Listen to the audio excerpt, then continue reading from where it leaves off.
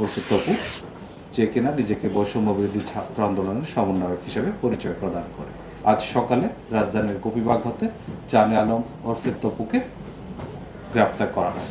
এক পর্যায়ে বাসায় উপস্থিত জনাব সিদ্দিক জাফর নামের ব্যক্তি, উনি পুলিশকে সংবাদ দিলে পুলিশ ঘটনাস্থলে যায় এবং ঘটনাস্থল থেকে 5 জনকে হাতে নাতে গ্রেফতার করে এবং একজন পালিয়ে যায়।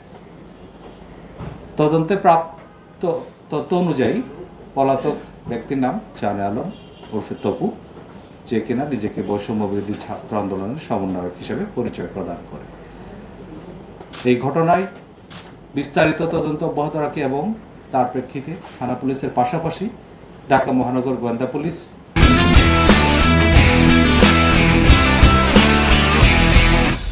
ঘটনায় জড়িতদের আইনের আওতায় নিয়ে আসতে কাজ করে এবং তারই প্রেক্ষিতে আজ সকালে রাজধানীর গোপীবাগ হতে জানে আলম ওরফে তপুকে গ্রেফতার করা হয়।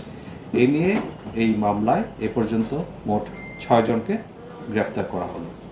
আপনারা জানেন, গ্রেফতারকৃত রিয়াদের বাবুবাজার বাসা থেকে 2,25,00,000 টাকার 4টি চেক উদ্ধার করা হয় এবং গত পরশুদিন তার বাড্ডার আরেকটি বাসা থেকে নগদ 2,98,000 টাকা উদ্ধার করা হয়। এই ঘটনায় আর যারা জড়িত তাদেরকে আইনের আওতায় নিয়ে আসা এবং ঘটনার মূল রহস্য উদ্ঘাটনে আমাদের তদন্ত কাজ অব্যাহত রয়েছে।